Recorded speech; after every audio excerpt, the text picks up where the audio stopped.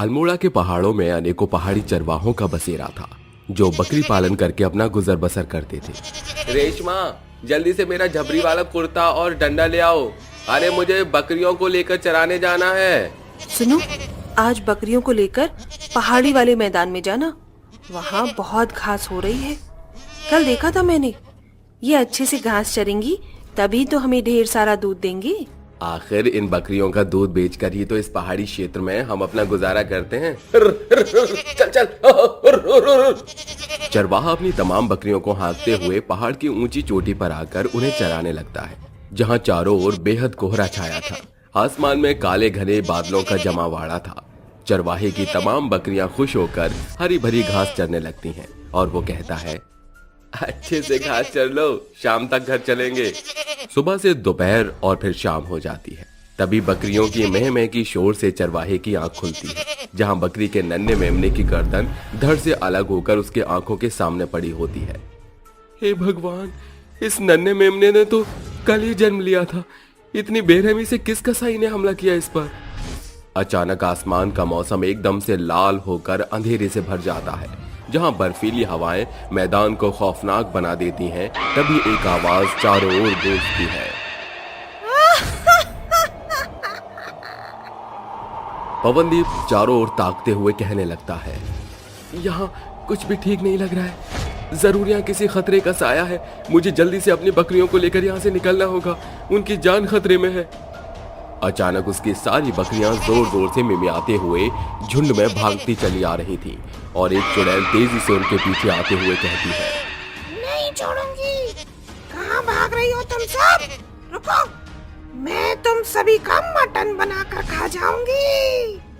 हे भगवान, ये तो चुड़ैल है। इसका मतलब इसी ने मेरे नन्हे मेमने पर हमला किया था। सभी बकरियां चरवाहे के इर्द गिर्द जमावाड़ा लगा लेती हैं और चुड़ैल हंसते हुए कहती है, अच्छा, तो तुम मुझसे चालाकी कर रही हो, पर ये तुम्हें मुझसे नहीं बचा पाएगा। अरे कसाई चुड़ैल, क्यों तू मेरी बेजुबान बकरियों पर हमला कर रही है? तू मेरे बीच में मत पड़। मेरा बैर सिर्फ इन बकरियों से है। इनके मिमियाने की आवाज मुझे जरा भी पसंद नहीं। ये तो मरेंगी। चुड़ैल एक बकरी को खींचकर एक पत्थर पर रखकर अपनी शैतानी शक्ति से एक पैनी तलवार प्रकट करते हुए उस बकरी की गर्दन धड़ से अलग करते हुए कहती है, इसको ऐसे तड़पते छटपटाते हुए देखकर मेरे दिल को कितना सुकून मिल रहा है। अब मैं ऐसे ही बची हुई सभी बकरियों की बलि दूंगी। मेरे रहते अब मैं तुझे अपनी और किसी भी बकरी पर हमला नहीं करने दूंगा। अच्छा, मैं तेरी भी जान लेने से पीछे नहीं हटूंगी। एक अच्छा चरवाहा अपनी बकरियों के लिए अपने प्राण दे देता है। चुड़ैल पवनदीप को मार गिराती है और दोबारा बकरियों को मारने काटने लगती है और उनका खून बहाने लगती है। बहुत शोर मचा रही थी ये बकरियां, इसीलिए मैंने इन सभी को मौत की नींद सुला दिया। रात होने पर बेचैन होकर रेशमा कहती है, कब से रास्ता देख रही हूँ, इनका या बकरियों का अब तक कोई भी अता पता नहीं। वो परेशान होकर पड़ोस का दरवाजा खटखटाती है, जहां इंद्रियस कहता है, रश्मि, तुम इतनी रात को, सब खैरियत तो है? इंद्रियास, पवनदीप का कोई अता पता नहीं। वो सवेरे बकरियों को चराने ले गए थे, लेकिन अब तक लौटे नहीं। वो तुम्हें मिले क्या? मेरा दिल बहुत घबरा रहा है। मेरी उससे कोई मुलाकात नहीं हुई थी। मैं तो शाम को ही लौट आया था। सभी लोग एक साथ उनको ढूंढने के लिए लालटेन लेकर निकल पड़ते हैं। अचानक इंद्रियास का पैर एक बकरी के खून से सने कटी खोपड़ी पर पड़ता है और वो कहता है, अरे ये क्या है? रेशमा, जल्दी से आओ। ये देखो, ये तो तुम्हारी ही बकरी है, लेकिन इतनी बेरहमी से किसने हमला किया है इस पर? सभी जन एक साथ लालटेन की रोशनी से जैसे ही जमीन पर देखते हैं तो पूरा मैदान बकरियों के कटे हुए अंगों से भरा होता है। किसने मारा है मेरी बकरियों को? हो सकता है किसी जंगली भेड़िए के झुंड ने इन पर वार किया हो। इस हादसे के बाद कोई भी चरवाहा अपनी बकरियों को चराने के लिए मैदान में नहीं लाता। कुछ वक्त ऐसे ही गुजरने के बाद बौखलाई चुड़ैल कहती है, इन सभी को क्या लग रहा है कि ये बकरियों को चराने के लिए मैदान में नहीं लाएंगे तो वो मुझसे बच जाएंगी? कभी नहीं। आ रही हूँ मैं तुम सभी की बकरियों की मौत बनकर। चुड़ैल गांव में आकर दहशत मचाती है, जहां इंद्रियास के घर के बाहर खूंटे से बंधी बकरियां जोर जोर से गुहार लगा रही थीं।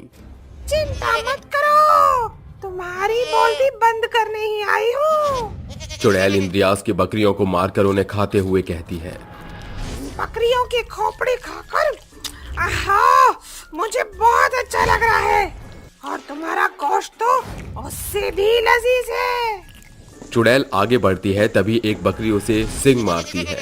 तेरी इतनी जुर्रत, मुझे सींग मार रही है, रुक। बकरियों का शोर सुनकर इंद्रियास बाहर आकर चुड़ैल को देख लेता है। तो बकरियों पर हमला ये चुड़ैल कर रही है। अरे गांव वालों, जल्दी से बाहर निकलो, बकरी चोर पकड़ी गई। सभी लोग मशाल लेकर उस चुड़ैल को घेर लेते हैं और शूरवीर कहता है, गंगा तू?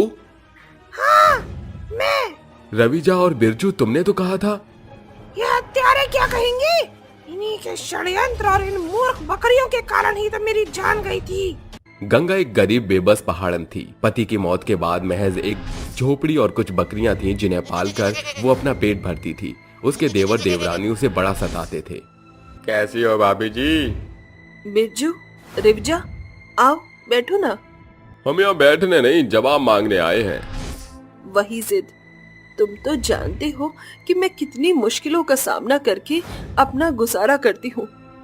ऐसे में ये घर भी तुम मुझसे छीन लोगे तो मैं कहाँ जाऊंगी?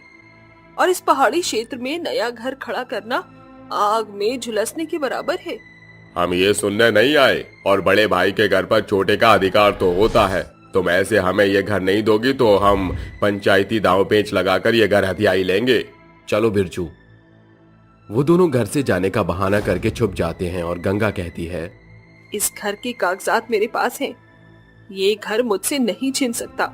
वो दोनों घर के कागजात उसके हाथों से छीनकर जबरदस्ती उसकी बकरी को खिला देते हैं और गंगा कहती है, नहीं नहीं, ये तुमने क्या किया? उफ, घर के कागजात तो तुम्हारी बकरी निगल गई, बेचारी। अब तुम हमें झूठा साबित नहीं कर सकते। इस बकरी से मैंने इतना प्यार दुलार किया, पाला पोसा, वो इस घर के कागज खा गई। नहीं छोड़ूंगी मैं इसे। गंगा आंसू बहाते हुए गुस्से में आकर छुरी लेकर बकरी के मारने के लिए पीछे पीछे दौड़ने लगती है। तभी उसका पांव पहाड़ से नीचे फिसलने के कारण उसकी मौत हो जाती है। इस बकरी की बेवकूफी के कारण मैंने अपनी जान, घर बार सब कुछ खो दिया। मैं इन सभी बकरियों को मार डालूंगी। रुको गंगा, ये बेचारी तो बेजुबान है, छल नहीं समझती। तुम्हारी मौत के कारण ये इंसान है, ये बकरियां नहीं। मेरी मौत की जिम्मेदार ये बकरियां हैं।